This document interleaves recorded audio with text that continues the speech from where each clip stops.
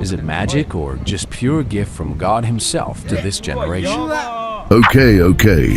How did he foreseen all? So Jacob gathers his sons and declares this gather round, so I can tell you what will happen to you in the days to come. This pivotal moment is not merely a father's farewell, but a profound prophetic revelation about the future of his lineage and its role in God's eternal plan. To fully grasp the depth of Jacob's prophecy and its implications for the end times, we must delve into the interconnected lives of Abraham, Isaac, and Jacob. These three patriarchs form a divine map, a spiritual puzzle that, when pieced together, reveals the essence of God's purpose for his people and his creation. No, God is not like that. Understanding the spiritual teachings of the Bible requires more than a surface reading of historical events. It demands a deeper exploration of the foundations laid by Abraham, Isaac, and Jacob. Without this understanding, one risks seeing only the historical narrative and missing the profound spiritual truths embedded within. Before we examine Genesis 49 and Jacob's end, we must understand his journey and the foundations of his life. Jacob, like his father Isaac and grandfather Abraham, was part of a divine plan that carried eternal promises. The timeline of these three men reveals how God's covenant unfolded step by step from Abraham to Jacob and beyond. Oh, so God is just selective. He's a favoritism God. Like really, I mean, come on, even my mom is like that always. Keeping a meticulously clean home and often using non-toxic or homemade cleaning products. John, I mean, come on. Homemade? What's that even mean? And then they just mark up the price so expensive. Boo, nobody wants to hear about your mom and the cleaning products she uses. Okay, I'm going off topic here. Continue.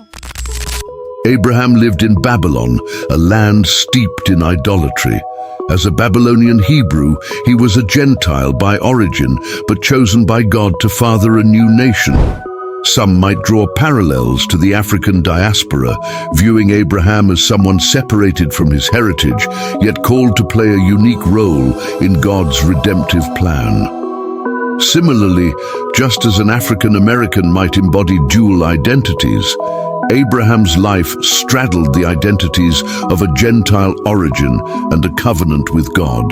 God's call to Abraham marked the beginning of a journey from the outside, away from Gentile nations, into the promises of God.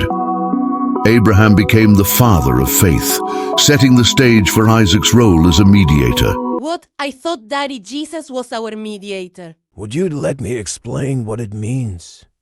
But let me first drink some water first, okay? Isaac, the son of promise, represents the bridge between the Gentile origins of Abraham and the establishment of God's covenant people, Israel. As the son of Abraham and Sarah, Isaac's birth was a miraculous fulfillment of God's promise. His life signifies the mediator's role, bringing the divine promise from outside the Gentile world into God's covenant plan. Isaac was born an Israelite, though his conception and life reflected a connection to the Gentile world. This mediatory role parallels that of Jesus Christ, who bridges the gap between Gentiles and God's people, reconciling them through his sacrifice. Jacob, Isaac's son, embodies the culmination of the divine promises given to Abraham and Isaac. His transformation into Israel symbolizes the birth of God's chosen people. In Genesis 32:28, the angel declares, "Your name will no longer be Jacob, but Israel, because you have struggled with God and with men and have overcome." This moment signifies not just a personal transformation, but the beginning of a nation destined to carry God's name. Wow, it must be great to be like them. Well, it's not that easy. You see, Jacob's life is marked by struggle, and redemption reflects the spiritual journey of Israel as a nation. He was the first man to receive grace directly from God, underscoring the centrality of humility in receiving divine favor. Hosea 12:4 further illustrates this, recounting how Jacob wept and begged for the angel's blessing, a powerful image of dependence on God. Esau and Jacob, a spiritual parallel. The story of Esau and Jacob offers deep spiritual insights. Esau, the elder, represents the Gentiles, those separated from God. Jacob, though born second, was chosen by God to carry his blessing.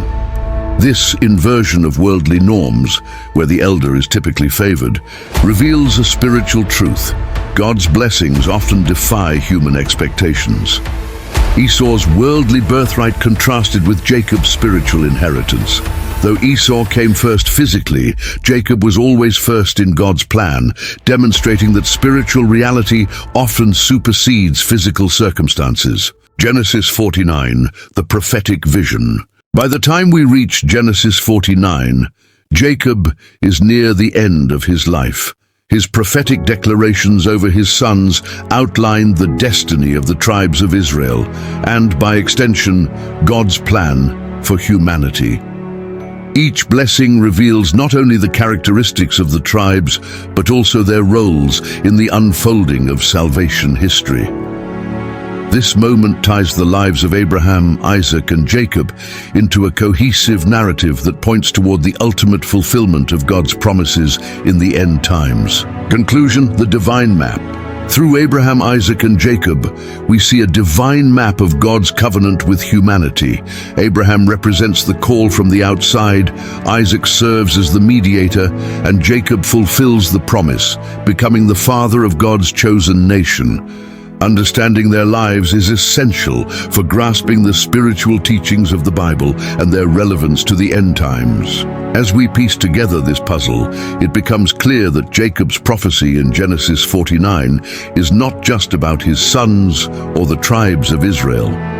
It is about the ultimate restoration of all things under God's plan, pointing us toward the culmination of history in the end times. I'm not kidding, but YouTube thinks that you would like the next video. Oh, and subscribe.